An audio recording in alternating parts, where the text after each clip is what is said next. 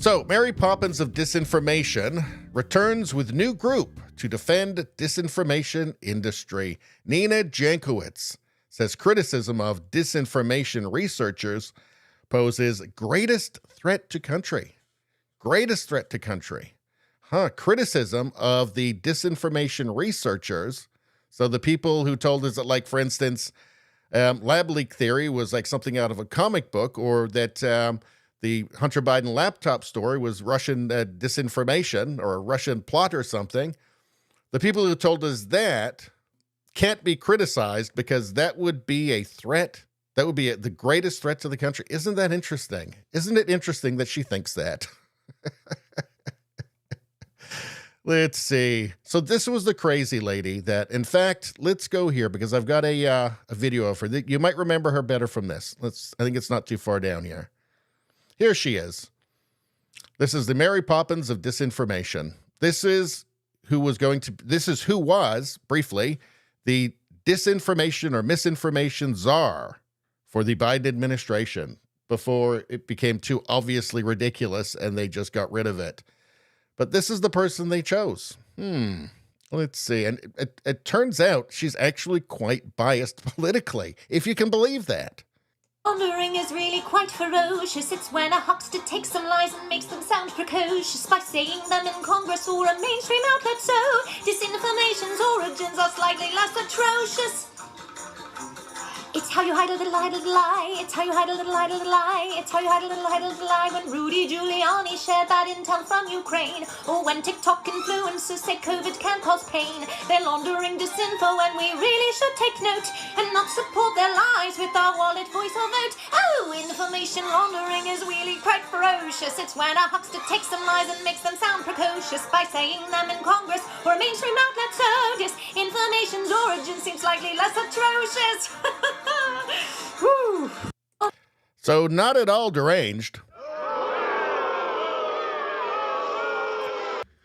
That is the person they wanted to decide what you could hear and see and say. Yeah. Raider Streamer says that is totally sane. Let's look at that end bit just again, just to see how deranged this person is. Or a mainstream outlet, so disinformation's origin seems slightly less atrocious. Yeah, that's the kind of laugh you hear from somebody who's like strangled a child in a crib, in my opinion, in my humble opinion. What does she have to say for herself? So, again, she was going to be the head of the Orwellian Ministry of Truth, the disinformation czar for the Biden administration, until they just had to give it up because it was just too transparently authoritarian. Quote, the campaign against counter-disinformation work is the greatest threat to freedom of expression and academic integrity since the McCarthy era. Nina Jankowicz, the crazy lady, said in a press release, pledging that her group would not allow it to continue. No way. The campaign against counter-disinformation work is the greatest threat to freedom of expression and academic integrity since the McCarthy era. So what does that mean? That means that when the mainstream media lies and then somebody points it out, that's a threat to freedom of expression and academic integrity. Because let me show you something. White House pick for Big Brother-like disinformation board spread lie about Hunter Biden laptop. So we have our Nina Jankowicz here. What did she say? It says, during a series of live tweets during the presidential debate between Biden and Donald Trump in October 2020, Jankowicz had referenced the laptop. Back on the laptop from hell, that's the Hunter Biden laptop. Apparently, Biden notes that 50 former NatSec national security officials and 5 former CIA heads that believe the laptop is a Russian influence op. So that wasn't true, though. That wasn't true. But she's live tweeting during a debate between Biden and Trump. She's obviously partisan, politically biased. And more on that. We're going to see more on that coming up, right? But this is the person. I mean, of course, that's the person they would want to be the disinformation czar. Of course it is. They don't want somebody who's going to tell the truth, not heading the disinformation ministry. That would defeat the point. Because according to this Mary Poppins of Disinformation, noticing that the Hunter Biden laptop story was real, apparently that was a threat, the greatest threat to freedom of expression and academic integrity since the McCarthy era. By the way, the more I look into it, the more McCarthy was right. I mean, these were people supporting a literally genocidal, look up the kulaks, look up the Holodomor. These are Stalinists. Like this is an enemy of their country. They were supporting violent revolution. So the more I look into it, the more I think that McCarthy had a point there. Our researchers are free to conduct their essential work. The American people will gain a better understanding of the nature and severity of disinformation threats we face. Disinformation knows no political party. Its ultimate victim is our democracy. Really? So they're going to train people to get a better understanding of the nature and severity of the disinformation threats we face, except for, obviously, their own disinformation, which is obviously the whole point of it. See, the group's advisory board consists of Katie Harbath, a former Facebook executive, Emily Horn, a former National Security Council official, Ineke Mushevik of the gay advocacy group Movement Advanced Project, and Ben Witz of the left-wing Brookings Institute, who was once described as the Bard of the Deep State. Well, that sounds like a motley crew. All right. Carlos Alvarez Araños, the group's co-founder. Well, let's find out about this group. Let's just go there. So what have we got here? So this is American Sunlight Project.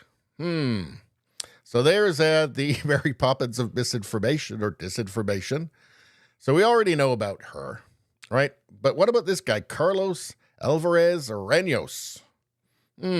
Let's read about this guy. See what you guys think.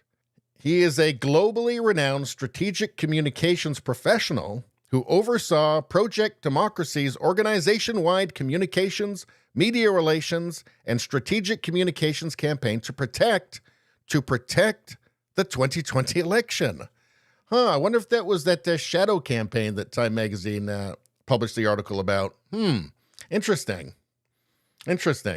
So, obviously very partisan. Like when you've got people in roles talking about misinformation and they are totally partisan activists, it should automatically disqualify them, shouldn't it? I mean, if you know they have an agenda, they're probably not going to tell you the truth. They're going to be pushing their own agenda. That should be a red flag, should it not? What else we got here? In that role, he led initiatives to protect the 2020 election from manipulation. I'm not sure he did a great job about that. Just, not in the way that he would mean. Secure the presidential transition, support impeachment efforts. Again, it's feeling really, really partisan here, isn't it? Establish a national accountability framework, reform the filibuster, and form a January 6th commission. Yikes. Good Lord. I mean, this is unbelievable. Rogue Thought says, a fortifier. Got it. Yeah, this is what you call a fortifier. I mean, this guy is knee-deep in the whole thing, isn't he? He also directed strategic communications for multiple high-profile litigation efforts, including Wall of Mums, Don't Shoot Portland versus Wolf, and Denson versus Donald J. Trump for president. Again. I'm guaranteeing you this guy is just a Bolshevik. Do you remember Wall of Mums? Do you remember Wall of Mums in Portland when there's all the Antifa rioting going on and they were trying to burn down that federal courthouse? And it went on literally for like 200 days. They just surrounded. They were trying to burn the place down. Well, I took a look into that as well. Now, the complicated rise and swift fall of Portland's Wall of Mums protest group. Interesting. The complicated rise and swift fall of Portland's Wall of Mums protest group. So all these mums, they're just a bunch of nice mums who just happen to hang around with Antifa. That's all. It says here, And then, just as quickly as it began, it imploded very publicly amid accusations of anti-blackness and that the original Black Lives Matter message had been abandoned by its founders. I find that fucking hilarious.